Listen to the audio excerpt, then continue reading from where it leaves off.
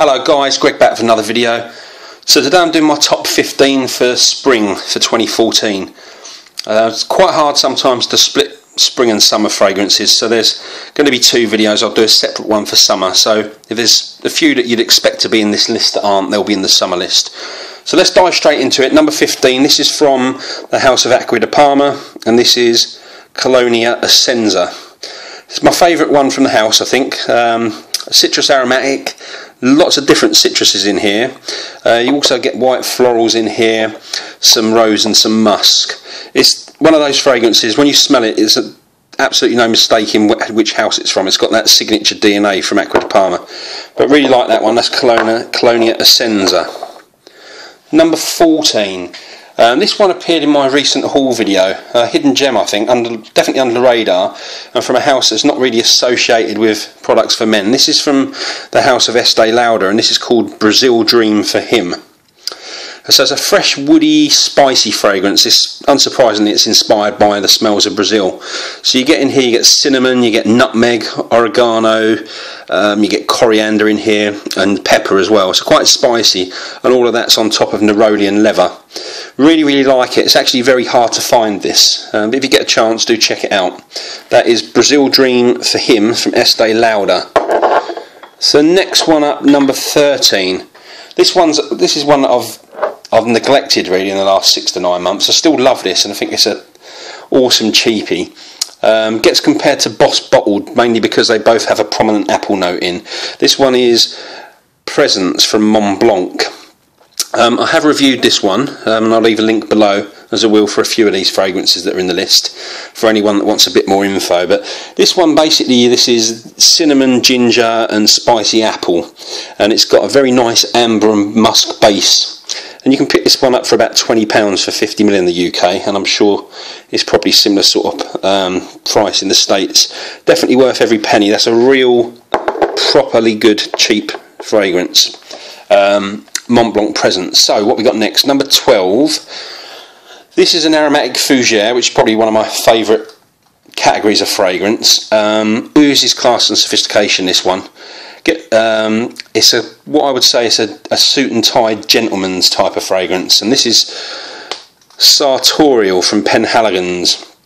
So apparently this one was designed to smell like the cutting room of a bespoke tailor's, and there are actually definitely aspects of this fragrance where I think it achieves that goal. Again, this is one that I've reviewed, so I'll leave a link below for a full detail review if anyone wants a bit more info on it. But a very nice, classy, aromatic fougere that has the same sort of vibe as Invasion Barbar and 1725 from Histoire de Parfum, and also Brut.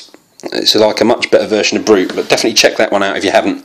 Sartorial from Penhaligon's. So number 11, another one that I'd say is under the radar. Definitely under the radar actually, and I really love this.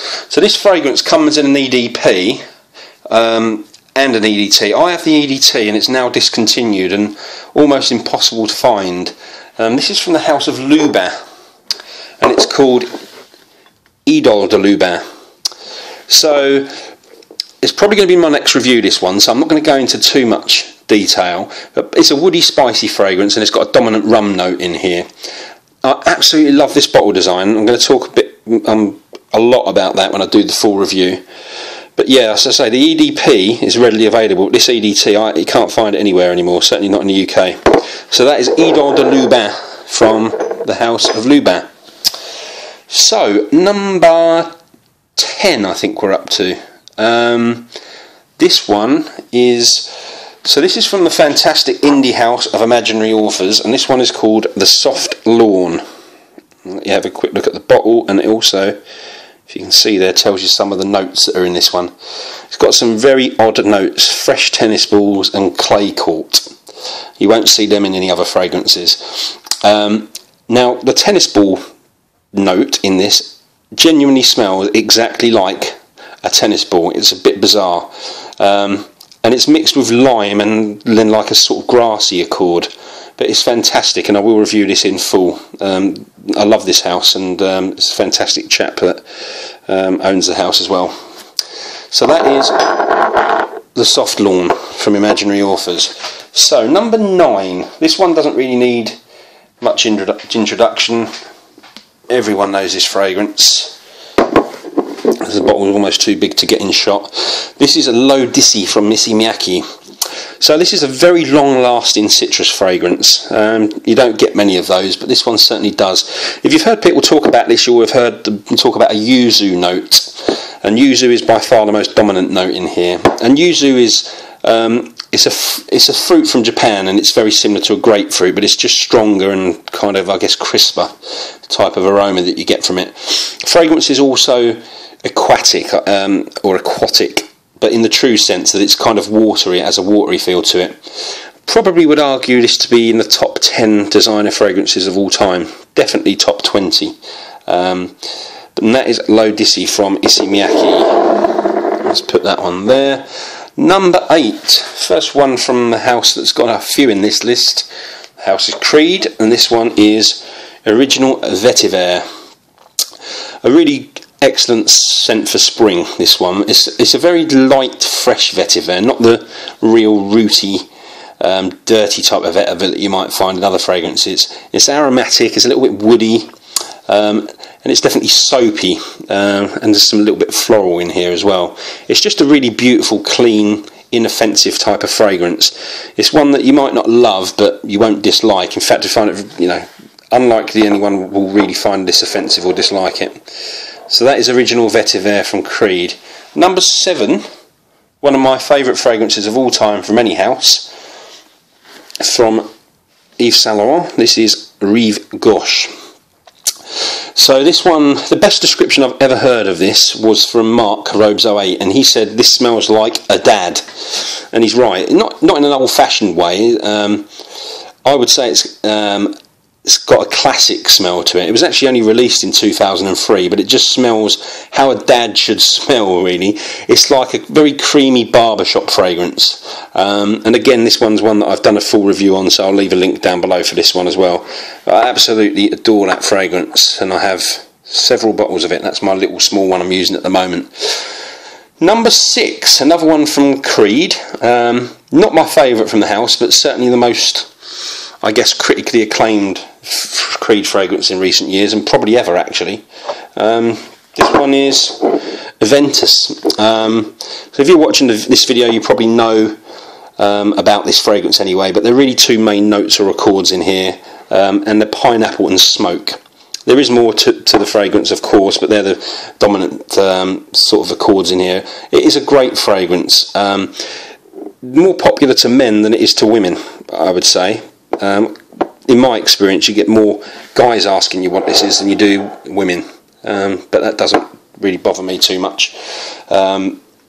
So, number 5 we're up to. This one is a fragrance that should never have been discontinued, but was one of the best fragrances from this house ever. This is Gucci Envy. Let's fight to take this cap off so you can see what it looks like. Really lovely coloured juice in there. So this is an oriental woody fragrance. Key notes in here are ginger, sandalwood and incense, but there's tons going on in this here. I couldn't do this fragrance justice in a few seconds. This is on my list to review. It's one that's going to take, takes a lot of time to get into, because it is quite, I don't know whether I say complex in terms of smell, but complex in terms of composition. There's a lot of notes to pick out. But highly recommend checking out if you can find it. It's hard to find and exorbitantly expensive now. Number 4, one of my favourite spring fragrances, obviously, because it's a number 4 on my list. But it's a very overlooked, underrated one from the House of Creed. And this one gets called generic, and I don't really like that word, but I see what people mean by this. But I would say it does what it does better than any other fragrance that tries to do similar. And this is Creed's Neroli Sauvage. So it's an aromatic, citrus, floral fragrance. Really great bergamot, neroli and ambergris notes in here. You can get this at a very reduced price if you look in some of the discounters. If you're looking for a very high quality spring or summer fragrance, check this one out. As I say, it's not groundbreaking, but it does that citrus aromatic fragrance just in a different quality to others you'll smell, and if you get a chance to smell it, you'll know what I'm talking about. So that's Creed's Neroli Sauvage at number 4. Number 3. This one is a 10 out of 10 fragrance for me. Definitely the best tea-based fragrance I have ever smelt. Again, this is from the house of Gucci, and this is Gucci Pour Homme d'Eau, or 2. This is violet leaf and bergamot with a pinch of spice in here. It's got cinnamon, and then it's got myrrh in here, which kind of binds everything together. Absolutely adore this fragrance. It's one of my top 6 or 7 fragrances that I've ever owned or smelt, from any price, any house. Gucci Pour Homme d'Eau. Number 2. This one doesn't need any introduction. Another 10 out of 10 club fragrance. And this one is again from Creed. And this is Green Irish Tweed. I'll just try and focus my camera. Didn't help much. A perfect spring fragrance, this one. It's a woody floral musk. It's got lemon verbena in here. It's got ambergris. It's got violet, sandalwood. It's a Hall of Fame fragrance, I'd say, and it's definitely, as I said, a 10 out of 10. That is Creed's Green Irish Tweed at number 2. And finally, number 1, and rightfully another 10 out of 10 fragrance, and again one that I reviewed. This is from the house of Victor and Rolf, and this is Antidote. I'm sorry, I'm trying to focus my camera because it's a bit dark in here. There you go, that's a bit better. So this one fragrance has so many notes in here. There's something for everyone in this fragrance. It's got mint, it's got fruit, florals, herbs, spices, smoke. It's soapy, it's powdery. The list goes on really. Again, I'll leave a link to my full review because you can't talk about this fragrance in 30 seconds. But this is my number 1 pick for spring for 2014. This is Victor and Rolf's Antidote. And I'll sit that there in the middle, the winner. So there you go guys, that's me done. That is my top 15 fragrances for spring 2014. Thanks as always for watching, really do appreciate it, genuinely.